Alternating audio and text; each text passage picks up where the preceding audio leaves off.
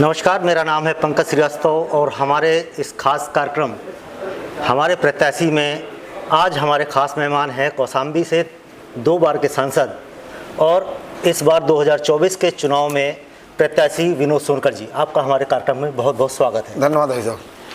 आपको तीसरी बार फिर एक बार मौका मिला है, अपने क्षेत्र में क्या प्राथमिकताएं रहेंगी आपकी?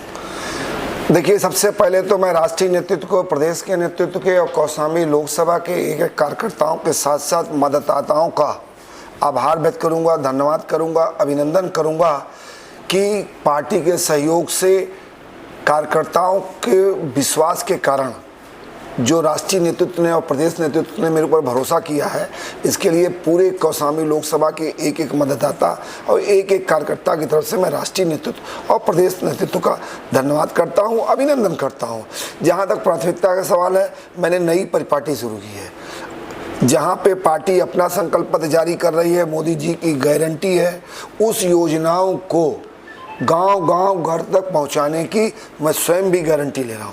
उसके साथ ही कुछ क्षेत्रीय विषय है विकास के, वो 51 विषयों की एक संकल्प पत्र जारी किया हूँ और उस संकल्प पत्र को अगले 5 साल में पूरा करने वाला हूँ।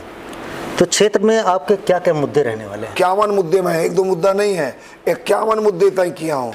जैसे माननीय प्रधानमंत्री जी की, माननीय मुख्यमंत्री जी की, यानी केंद्र सरकार और प्रदेश सरकार की जो योजनाएं हैं उसको जन जन तक पहुंचाना पात्र व्यक्तियों को।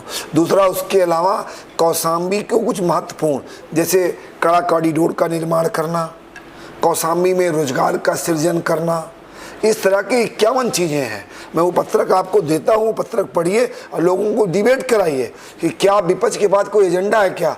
विपक्ष के पास ना नेता है, ना नियति है और ना प्रदेश के विकास के लिए कोई एजेंडा है, ना देश के चलाने के लिए कोई योजना है, और ना तो प्रत्याशी के पास अपने ही लोकसभा में क्या करेंगे उसका कोई एजेंडा नहीं है। उनका तो एक ही एजेंडा है, मोदी हटाओ, विनोद हटाओ। अरे हटा को आओगे तो करोगे क्या, करना क्या चाहते हो? अरे हमने पिछले 10 सालों में कौशाम्बी में विकास की गंगा बहाई है। कौशाम्बी के गौरवशाली वैभवशाली इतिहास को देश और दुनिया में ले जाने के लिए हमने काम किया है। चाहे बौद्ध सर्किट से जोड़ने की बात किया जाए, चाहे रामायण सर्किट से जोड़ने की बात किया जाए, चाहे सांसद खेल स्पर्धा के माध्यम से युवाओं को मंच देने की बात किया जाए, चाहे कौशाम्बी महोत्सव के माध्यम से कौशाम्बी के इतिहास को देश और दुनिया में ले जाने की बात की जाए। तो लोग कहते हैं कि अरे सांसद जी केवल महोत्सव कराते हैं। अरे सांसद जी महोत्सव भी कराते हैं और सांसद जी मेडिकल कॉलेज भी बनवाते हैं, सांसद जी रोडवेज के डिपो भी बनवाते हैं, सांसद जी पुल भी बनवाते हैं। आप 2 बार के सांसद रहे हैं, आपने तमाम विकास के काम किए हैं और ये विकास की एक पत्रक आपने छपवाई है, बिल्कुल लोगों के विकास के बारे में बताया है जी। तो अब अगर आपको जनता का आशीर्वाद मिलता है तो क्या ऐसा नया काम करेंगे जो भाई ले आओ, भाई मैं दिखाता हूँ आपको 51 पत्रक लाई। मैं बार बार आपसे, क्योंकि सर पिछला छोड़ के नया 51 चीजें हैं, नई 51 चीजें साहब। क्योंकि कौशाम्बी के साथ पूर्ववर्ती जनप्रतिनिधियों ने, पूर्ववर्ती सरकारों ने न्याय नहीं किया है। जैसे समाजवादी के प्रत्याशी हैं, वो कहते हैं मेरे पिता विकास पुत्र हैं। अगर वो विकास पुत्र थे साहब तो ये बताएं ना कि मेडिकल कॉलेज क्यों नहीं बना, मेडिकल कॉलेज क्यों नहीं बना अब तक, रोडवेज का डिपो क्यों नहीं बना अब तक, कौशाम्बी में प्रयागराज से लेके उत्खनन स्थल तक 1000 करोड़ के लागत से 4 लेन क्यों निर्माण क्यों नहीं हुआ, गांव-गांव का विद्युतीकरण क्यों नहीं हुआ, हर घर को नल से जल देने की व्यवस्था क्यों नहीं हुई। हमने 94,728 लोगों को प्रधानमंत्री आवास दिया है, 2,11,000 से ज्यादा लोगों को उज्ज्वला गैस कनेक्शन दिया है, 6 लाख से ज्यादा लोगों को आयुष्मान कार्ड दिया है। और जहां तक आप पूछ रहे थे, आपकी अनुमति हो तो मैं ये पढ़ लूँ, आप इसको देख लीजिए। मेरे 51 संकल्प हैं और अगले 5 साल में इनको पूरा करूंगा। और इस 51 संकल्प को पूरा करते हुए कौशाम्बी के जो नौजवान हैं उनको रोजगार के लिए कहीं जाना नहीं पड़ेगा। कौशाम्बी का जो इतिहास है उसको लोगों को बताना नहीं पड़ेगा। लोग स्वयं कौशाम्बी पे गर्व करेंगे कि वाह, कौशाम्बी का यह गौरवशाली इतिहास है। अच्छा, इस बार कौशाम्बी लोकसभा सीट में समाजवादी पार्टी के जो पुराने नेता रहे हैं इंद्रजीत सरोज, उनके बेटे को टिकट दिया है, तो कितना कठिन मुकाबला मांगते हैं? देखिए, चुनाव एक तरफा है। कारण क्या है? कारण स्पष्ट है कि जिस प्रकार से बहुजन समाज पार्टी का आया हुआ एक व्यक्ति समाजवादी पार्टी के कार्यकर्ताओं की उपेक्षा करके परिवारवाद को आगे बढ़ाने का काम किया है, उसको लेके समाजवादी पार्टी के कार्यकर्ताओं में रोष है, नाराजगी है कि हमने आपको इसलिए थोड़ी लाए थे सपा में कि आप आके यहाँ भी परिवारवाद चलाएंगे। हमने तो सोचा था आप मिशन के आदमी हो बहुजन समाज पार्टी के, आओगे तो समाजवाद को आगे बढ़ाओगे, तो यहाँ समाजवाद आगे बढ़ाने के बजाय वो परिवारवाद आगे बढ़ा रहे हैं और उस परिवारवाद के कारण बहुत नाराजगी है।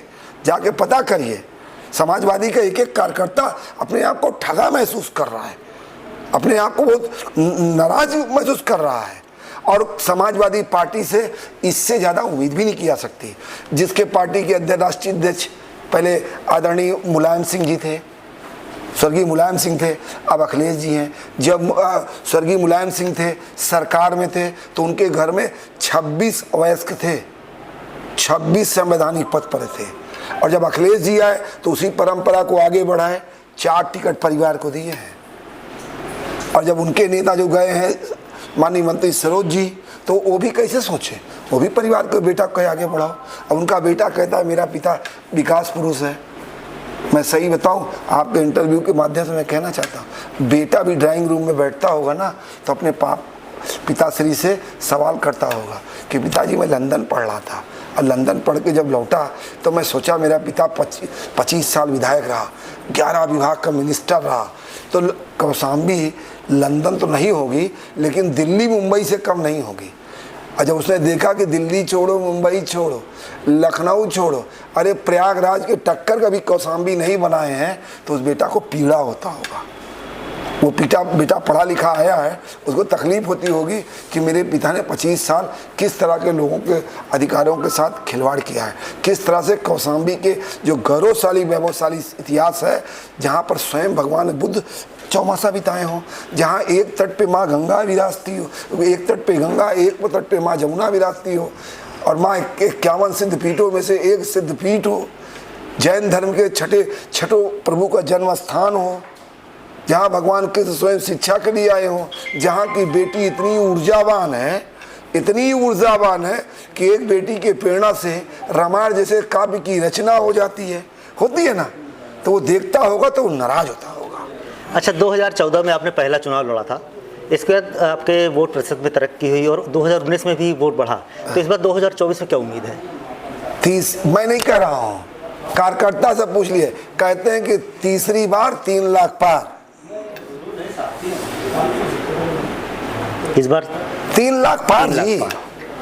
अच्छा, मोदी जी की गारंटी तो पूरे देश में चल रही है, हाँ। आपकी क्या गारंटी है कौशाम्बी की जनता की? ये 51 को पूरा करना।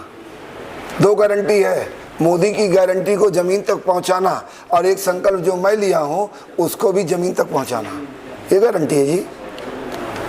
अच्छा, पिछले जब आप चुनाव लड़ रहे थे तो आपको कई धमकियां भी मिली, हाँ, क्या डर नहीं लगा कभी? ना ना ना ना ना ना, डरना क्यों जी?